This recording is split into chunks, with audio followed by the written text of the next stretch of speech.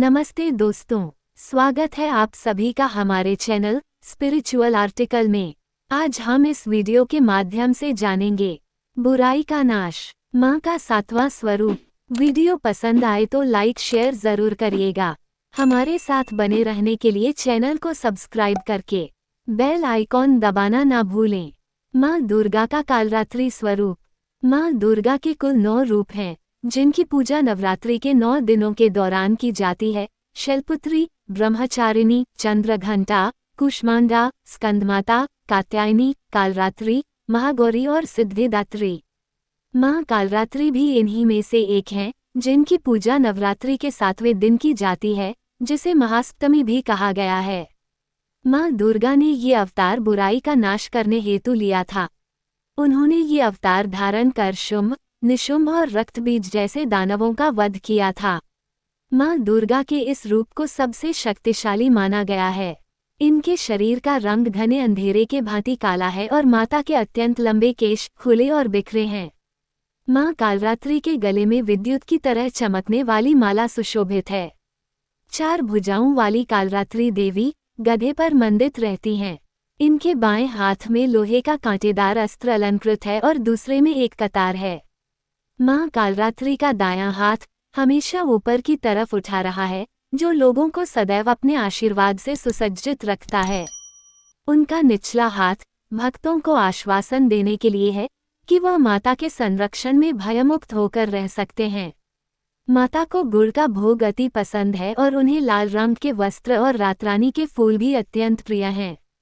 एक बार दैत्य शुंभ, निशुंभ और रक्तबीज ने अपना आतंक तीनों लोकों में फैलाना शुरू कर दिया था। उस वक्त सभी देवगण भगवान शिव के पास गए। जब भगवान शिव ने सभी देवताओं को चिंतित देखा तो उनसे उनकी चिंता का कारण पूछा। तब देवताओं ने शिव शंकर से कहा, हे भोलेनाथ, शुंभ, निशुंभ और रक्तबीज नामक दानवों ने अपने उत्पाद से हम सभी को परेशान कर रखा है। कृपया कर हमारी मदद करें। ये सुनते ही भोलेनाथ ने अपने समीप बैठी माता पार्वती की ओर देखा और उनसे उन दानवों का वध करने की प्रार्थना की। भगवान शंकर की विनती सुनकर देवी पार्वती ने उनके सामने नतमस्तक होकर उनका आशीर्वाद लिया और वहां से जाने की आज्ञा मांगी और दानवों का वध करने निकल पड़ी। माता पार्वती ने दानवों का वध करने के लिए माँ दुर्गा का रूप धारण किया। इस रूप में वह सिंह पर सवारी करती हुई अति मनमोहक और शक्तिशाली प्रतीत हो रही थी। माता को देख सभी राक्षस अचंभित हो गए। उन तीनों ने माता के साथ एक घमासान युद्ध शुरू किया। दैत्यों ने अपना पूरा बल लगा दिया, परंतु माता के सामने नहीं टिक पाए। आदिशक्ति ने शुंभ और निशुंभ का वध कर दिया। इसके पश्चात माँ ने रक्तबीज के साथ युद्ध करना शुरू किया। रक्तबीज कोई मामूली दानव नहीं था। उसने कठोर तपस्या कर ब्रह्मा जी से अमर होने का वरदान हासिल किया था।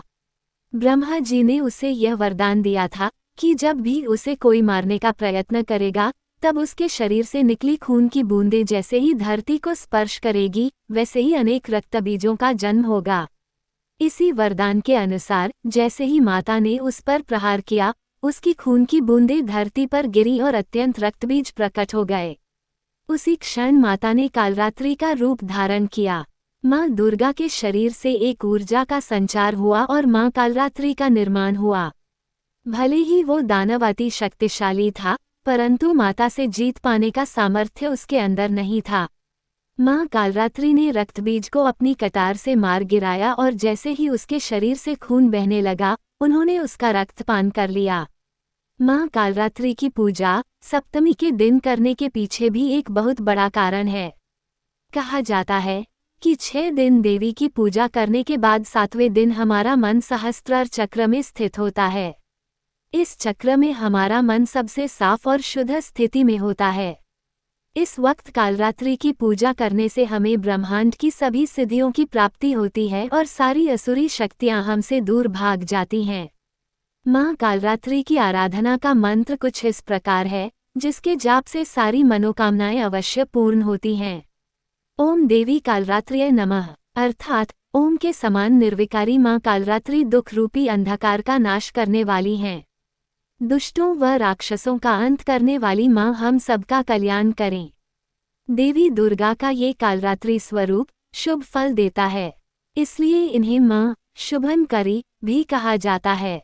माँ कालरात्रि के ब्रह्मांड के समान गोल नेत्र हैं। अपनी हर श्वास के साथ माँ की नासिका से अग्नि की ज्वाला निकलती है। अपने 4 हाथों में खड्ग, लोहे का अस्त्र, अभयमुद्रा और वरमुद्रा किए हुए माँ अपने वाहन गर्दभ पर सवार हैं। विशेष माँ दुर्गा का यह अति शक्तिशाली रूप हमें ये सिखाता है कि बुराई कितनी भी शक्तिशाली क्यों न हो, परंतु उसे अच्छाई के आगे घुटने टेकने ही पड़ते हैं। जो इंसान सच्चे मन से माँ की पूजा करेगा, माँ किसी न किसी रूप में अवतरित होकर उनके जीवन से सभी बुराइयों का नाश करेगी। इस प्रकार के अनमोल मंत्रों और तथ्यों की जानकारी के लिए देखें हमारे चैनल स्पिरिचुअल आर्टिकल को।